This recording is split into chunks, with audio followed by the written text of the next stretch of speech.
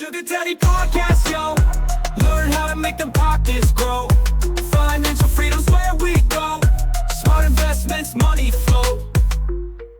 Hey, babe. What are we talking about today? Today we are talking about student loan debt in this country. And I recently listened to an episode of the Brown Ambition podcast.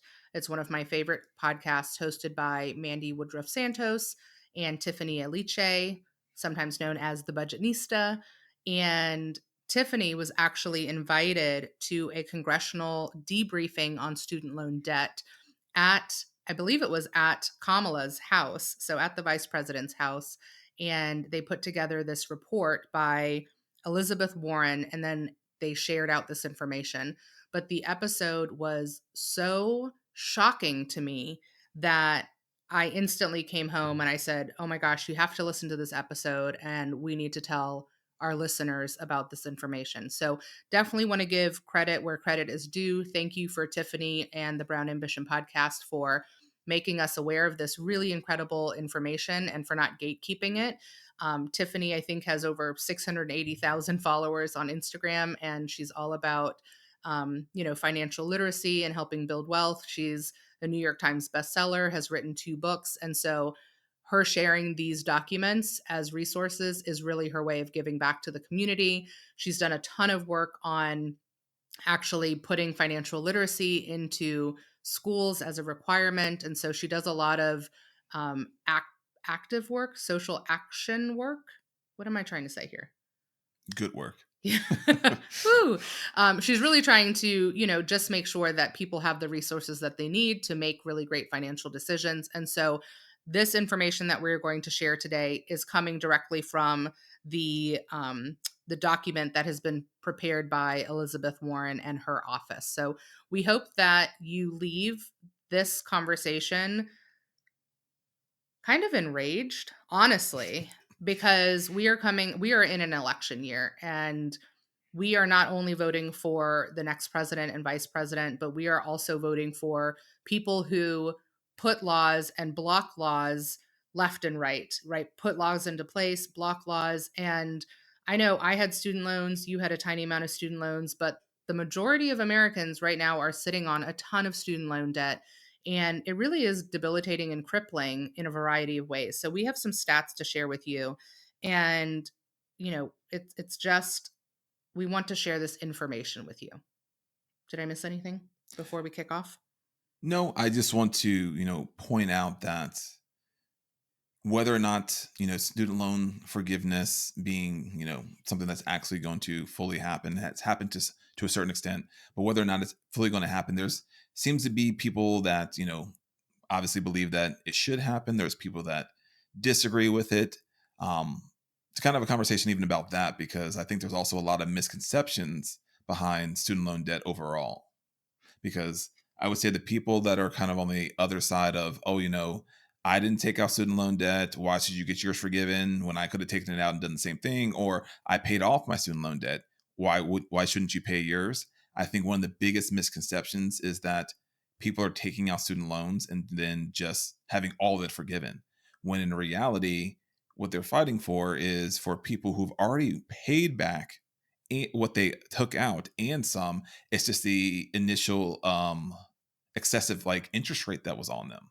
So they're paying interest. So not that they took out the loan and they didn't pay back what they've already literally taken. been paying for 20 years. Yeah. And are still, we're going to get into those facts, but that really is the premise of, the predatory loans in a lot of cases. And we're not talking about private loans here. We are talking about federal student loans. Those are the ones that can be forgiven. And so let's just get into these details, because we don't even get into the sad part of people who, unfortunately, through miseducation, misinformation, went ahead and privatized their loans. Yeah. And there's issues there. So many issues. So this meeting originally took place on July 10th, 2024 on Capitol Hill. And it was the Biden administration's way of providing as many details as possible to describe their efforts in relieving borrowers of the financial burden, because we know that the Biden administration has been very adamant about helping forgive student loans. And the reality is that we are in a student debt crisis. So, right now, roughly 43 million Americans are struggling with federal student loan debt. And students that take on loans are really taking them on the promise that college education is going to provide them at least a ticket to the middle class, if not more. But between 1980 and 2020, the cost of college has increased by 180%. So think about that. We are elder millennials, right? I'll read it again. Between 1980 and 2020, the cost of college increased by 180%, while wages haven't kept up. No kidding. So now millions of student loan borrowers are barely treading water. And I mean, the statistics just keep going. And so President Biden has canceled student loan debt for more Americans than any president in history, more than all previous presidents combined. And under his administration, nearly 5 million people have gotten student loan debt relief. And he has approximately canceled 10% of all student loan debt, which again, if there's 43 million Americans who are struggling with student loan debt and he has canceled 10% of that, that is a massive amount. And we have friends who, especially friends who've been in education, have gotten higher ed degrees, et cetera, who've gotten their loans forgiven, right? They went into their portal and dollar amount was at zero. That is life changing. I mean, I have one friend who has a PhD in education, had over $160,000 in student loans forgiven, and has been a community servant and a community leader for close to 2 decades, right? I mean, that is a significant amount of money back that he can now help with, his family, give back to the community, come up for air and breathe again. I mean, it really is life changing. Well, also the thing is too is that a lot of people forget that there are a lot of important occupations that require you to get a 4-year degree and additional education, such as a master's degree, in order to even just do the job. And it is an essential job. So for teachers, the number one way that teachers get an increase in their income, well, one, teachers don't get paid enough to begin with, but the way that they're able to make a little bit more is that the higher education they have achieved. So that's why you have teachers that are getting master's degree, so they can at least just get a little bit more money to be closer to a livable wage. Yeah. The biggest bump that you can get in education as a former educator is going from a bachelor's degree to a master's degree. Then there's another bump where you can go from a master's to a master's plus 30, which means that you've taken additional courses that have either gone into another, master's degree, or you could stop short of getting another degree. And then, of course, you can go into the PhD and additional certifications like becoming board certified. But really, the largest jump in all of that is going to be either that master's degree jump from a bachelor's degree or getting board certified. And board certification is a long process. Getting a master's degree, you don't get that overnight. So you're really having to sacrifice hours and hours a week to do both. And so, we don't want to be penalizing people who've worked so hard to give back to our communities. Just again, like Brandon said, to make a livable wage. It's really outrageous. And to not take too much of a detour, but if every teacher was to quit tomorrow, the United States would fall apart. Oh Would my gosh. literally fall apart. And not even just from an education standpoint. It would also fall apart from a violent standpoint. It is statistically proven that a more educated population has less violence, because most violence comes from a lack of options. Yeah. So when you have a higher educated society and they're able to meet their basic needs, a roof over their head, food in their mouth, they are less likely to commit crimes. Mm-hmm. And over here at the Sugar Daddy Podcast, we deal in facts. This isn't my opinion. This isn't somebody else's opinion. These are proven facts. Drop it, babe. Love it. Mic drop.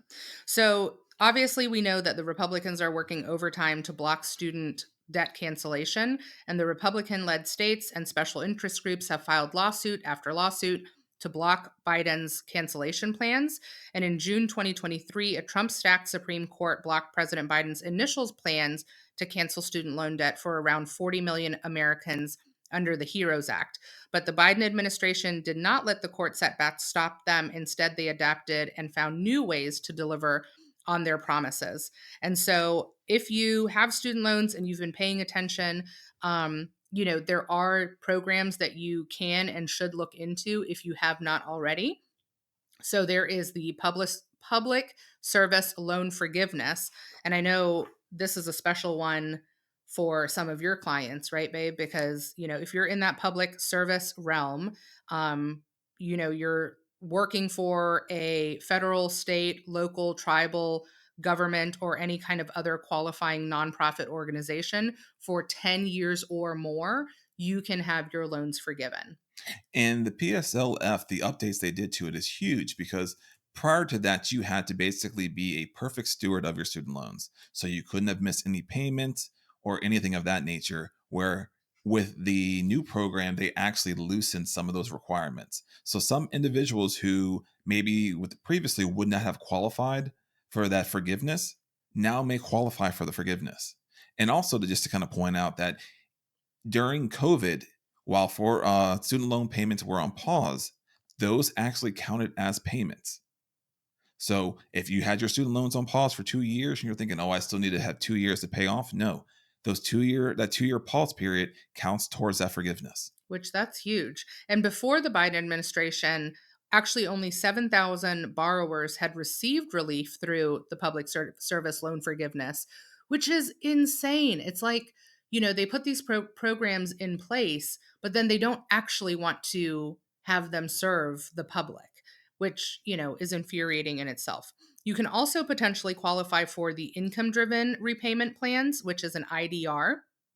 So an IDR plan lowers people's monthly payments based on their income and other factors, and or cancels people's debts after 20 and 20 after 20 years and 25 years of payment. Yeah. Did I say that correctly? Yeah. And the one thing I do want to point out too with the income driven repayment plan is that individuals need to be aware that if you currently, go into the income driven repayment plan and you are single, and by single, I just simply mean not married. You could be dating someone, engaged, whatever it may be. Single on your tax records. Correct. On your tax records.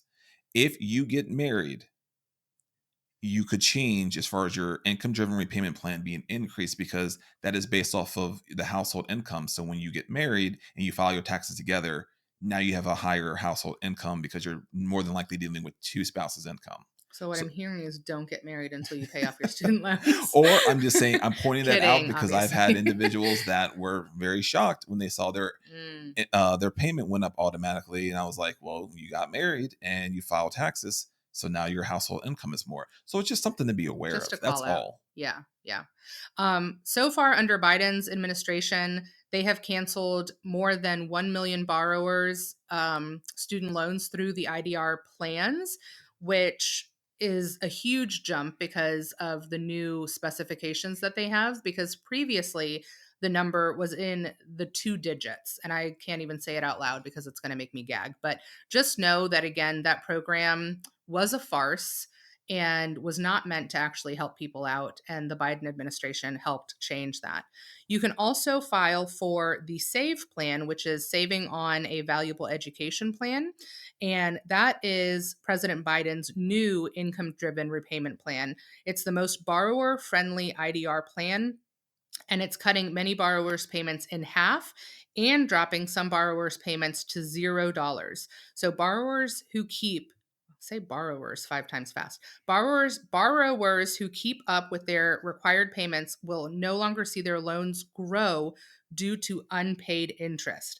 And that is absolutely massive. So far the Biden administration has canceled the student debt of more than 414,000 borrowers through the SAVE plan. So let's pause there for a minute, okay? Because I think there is something to go a little bit deeper than here. So as we kind of, mentioned before, a lot of people that were against student loan forgiveness are like, why should you have the money forgiven that you voluntarily borrowed? And as we stated, the case is that people have paid back what they borrowed. So let's just say hypothetically, they borrowed $20,000.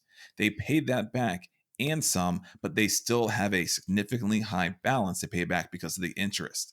So you would think that normally the payments on a student loan would cover enough to take care of the principal and also paying down some of the interest. And that wasn't the case always.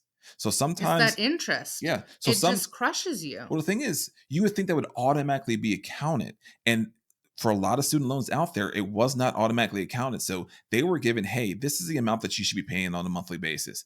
And being young and not knowing anything about it, they're like, okay, you say that's right. That's what I'm going to pay. And then you have someone that's been paying for 15 years and they don't see their balance going down. Yeah, I mean, literally, like if you started paying your student loans in your early 20s, right? Let's say you're the traditional student. I'm doing air quotes for those of you who aren't watching us on YouTube.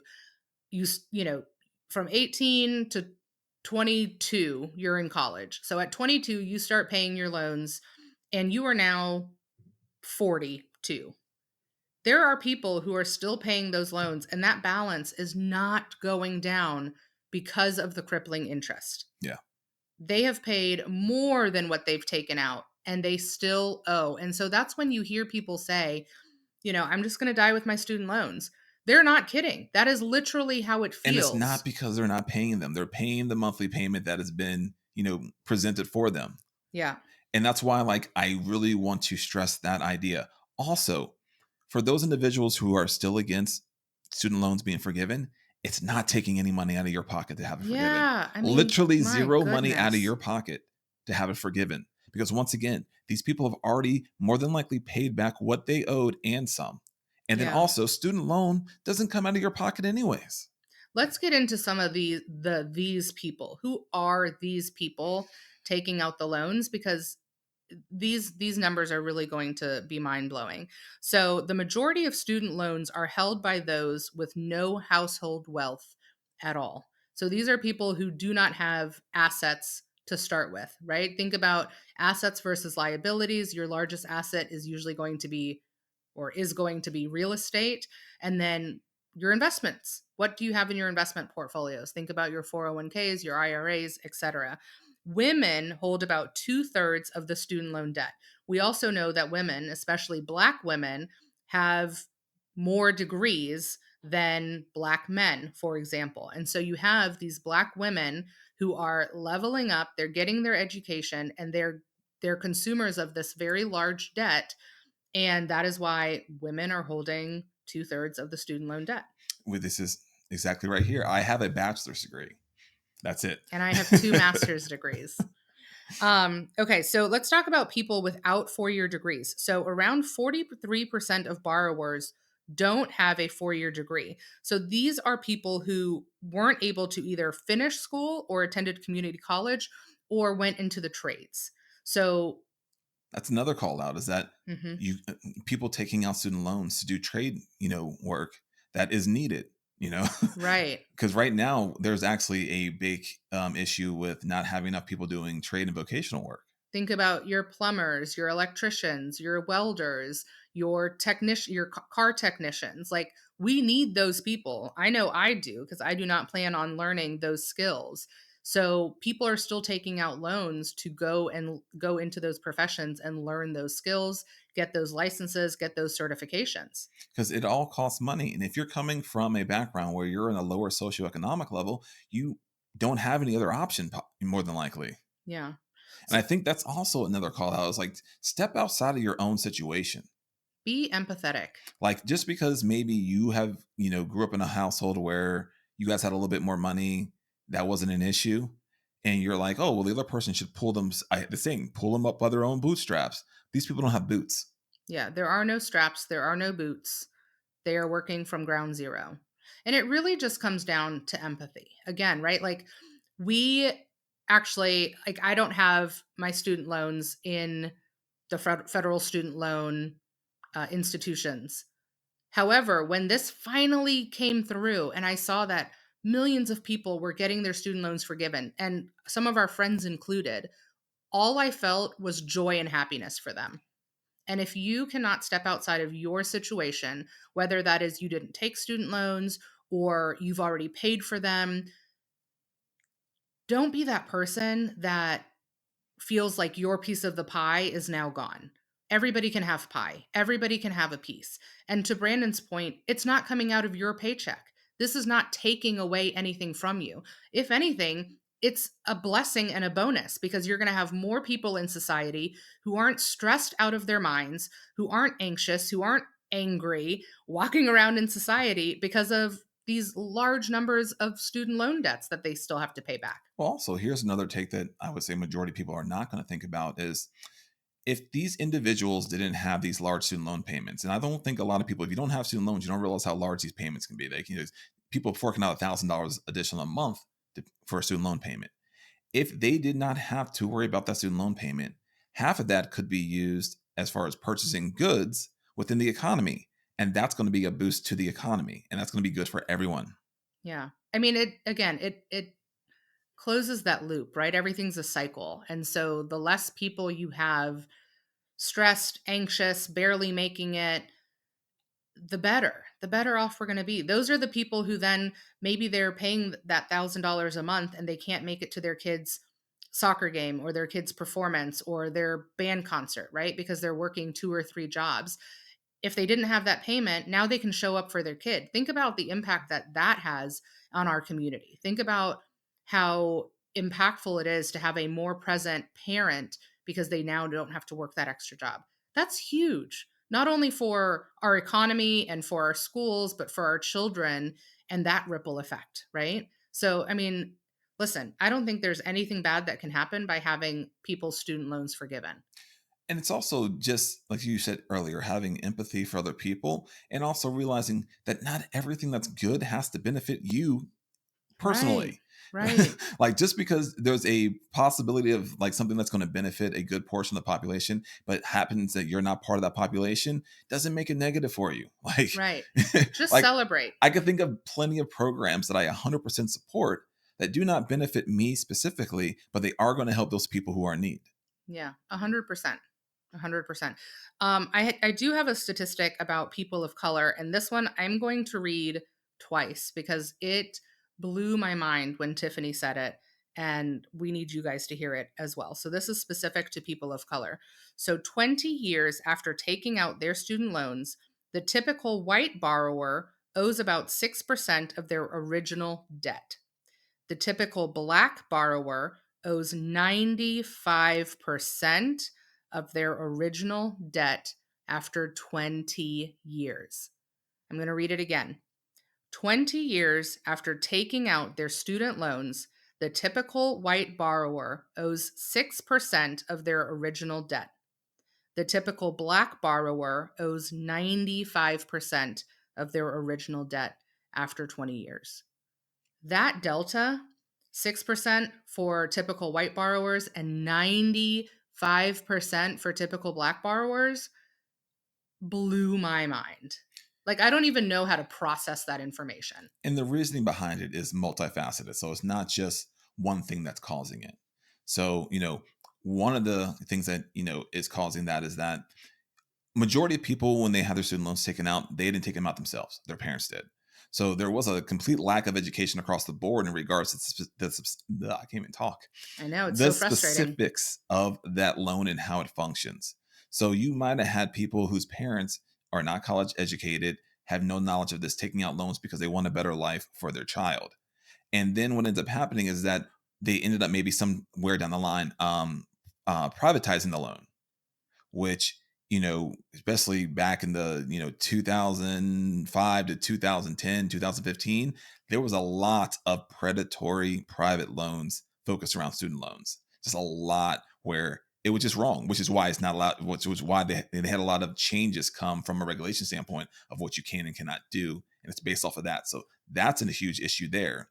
But then also on top of that, additional money that could be allocated towards paying off your student loans for a lot of these individuals was not available because they were the first person in their family to go to college. So when they did start making more money, you know where that extra money went?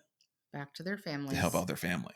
But then let's take that even a step further and let's talk about the racial wealth gap, right? So you have Black and brown people in jobs that are already earning less than their white counterparts. So maybe you have the same student loan payment, right? You both took out, the white person and the Black person took out $50,000. The loan terms look exactly the same. The loan payment is $800 a month, and the white person earns 20% more than the Black person.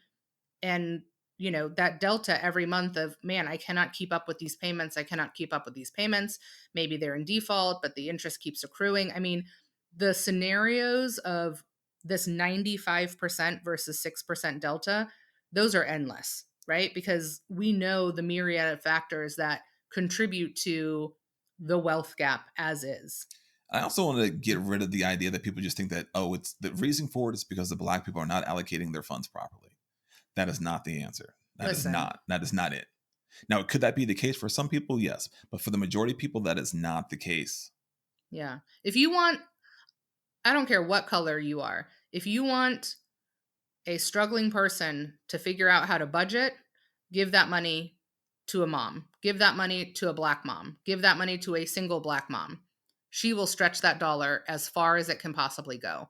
These are systemic issues that are stacked against people of color. And that is just a fact. Like, it's literally black and white. It's literally facts on paper. It's been studied for decades. And these are things that contribute to 6% of white borrowers and 95% of Black borrowers, right? Like those numbers of what is left on that original loan from 20 years ago. Could you imagine taking out that loan when you were 18 and now you're pushing 40 and you still have 95% of that original loan to pay back? Of course, you're going to say, I'm just going to take it to the grave. I'm not going to worry about it. I'm going to pay the bare minimum because it's so defeating on paper. What other options do you have? And I would even say, like, I would say we were the first generation where they kind of pounded into your head that you have to go to college or else you will not be successful in any type of career that's going to bring you a worthwhile income. We're going to do an episode about that really soon, about degree-free careers that you can go into, especially for maybe our younger listeners, because that's a whole nother episode. Yeah, because we were told. I mean, that we were the generation. You need to go to college. You have to go to college. It's going to be your gateway. Because like when our parents, they didn't have to go to college per se, but if they went to college, it was pretty much guaranteed that you're going to have a good life. Yeah, and that's And just not the case no, anymore. because the ROI, the return on your investment, is not there anymore. No. And like I said, I mean, college is not for everybody. So Yeah. I know tons of smart people that did not go to college, and I know tons of dumb people that have master's degrees and doctorate. I'm just letting you know, as someone who did a year of law school, I met some people there that I wouldn't necessarily the smartest people. All right. Let's talk about older Americans and public service workers. So, over 9 million, or about 20% of all federal loan borrowers, are at least 50 years old. I mean, that just breaks my heart.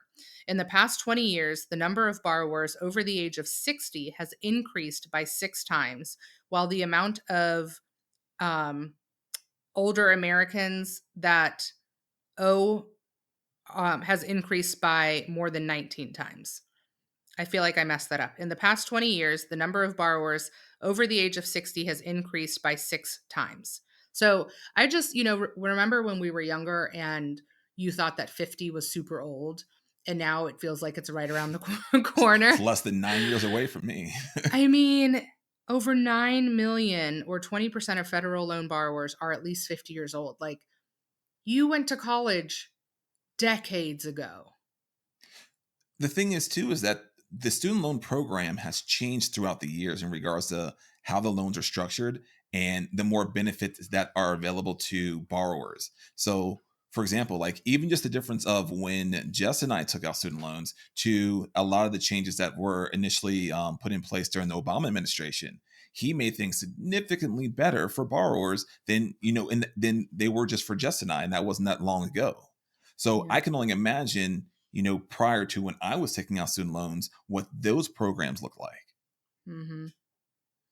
So, I mean, obviously, this is a battle that will be a continuation. This is not something that's going to be fixed overnight. This is going to take a lot of time. Again, the Republicans are trying to block these student loan repayments left and right. And like I said, you know which Which way is we silly because obviously there are Republicans that have student loans. So this just doesn't make any sense. I But mean, whatever. you know which way we lean, and this isn't an opinion based thing. Like once again, it you can The beautiful thing about Congress is that on any law subject matter, whatever they're voting on, you can look up how the politicians voted. So your local politicians, you can look up and see how they voted on these issues, and do they align with what you want them to do. Right. Because remember, they are public servants. And I know social media and the media in general a lot of times turns these hearings and things into spectacles. And in some cases they have been spectacles, right? But at the end of the day, they are elected officials. And we're talking about your local governments, because I would even argue that your who you vote for in these local elections and the smaller elections that aren't getting the stage like presidential elections, those are really, really important, right? You need to know Yeah. about your local elections and you need to be voting in them as well. For example, our children this year can qualify for free lunch and free breakfast if they wanted to. And that is not something that, we need. But I'm so grateful that every child in our district this year has free breakfast and lunch. And these are the things that you're voting on, right?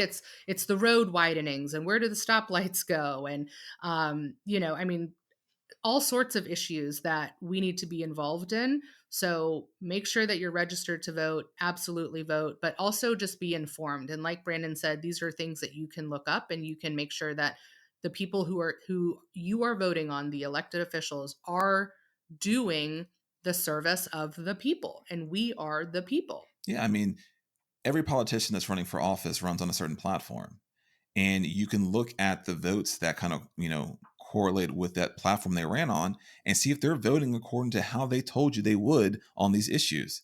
And if you voted for them based upon voting a certain way on these issues, and you see that they're not voting the way that they said they would on those issues, you need to elect somebody else, Right. because it is not up to politicians to make a determination of what they would like to do.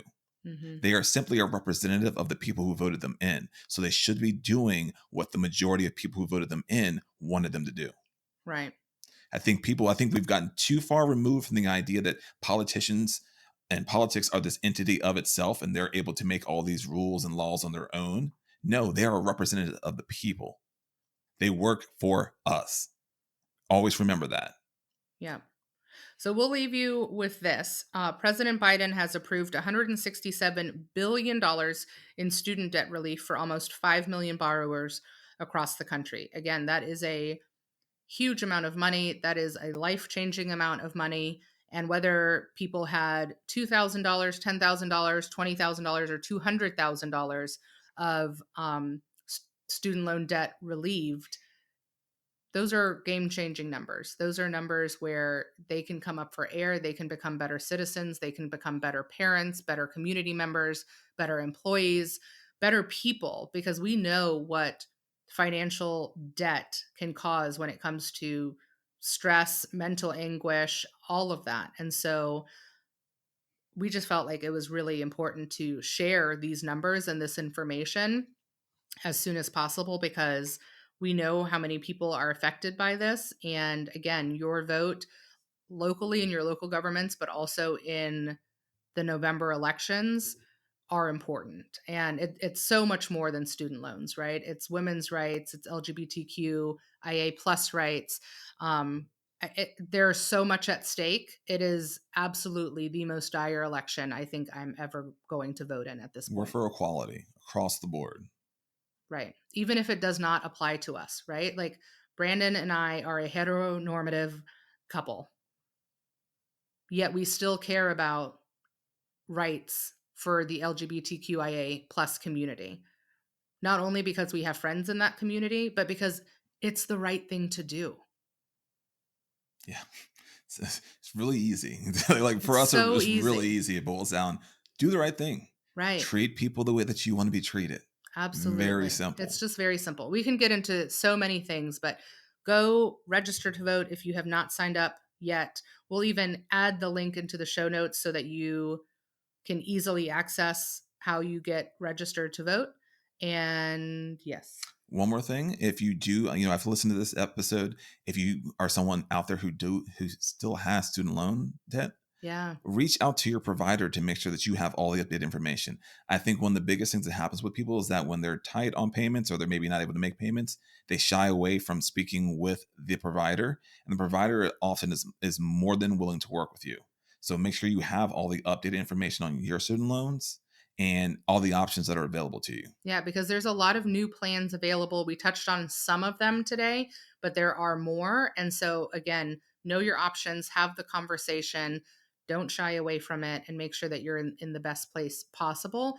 And then we'd also love to hear from you if you have had student loans forgiven, whether it's a small amount or a large amount. We'd love to hear your story and how it's improved your life. And we'd love to share that on an upcoming episode as a way to kind of close the loop and bring life into these stories that we know exist. So thank you for listening. We hope that you learned something new today. I know that I learned a lot of new things when I listened to the episode on Brown Ambition. Again, go check them out and then share this episode with a friend or family member who could benefit from hearing it. Thanks so much for being with us today. Sugar Daddy Podcast, yo. Learn how to make them pockets grow. Financial freedom's where we go. Smart investments, money.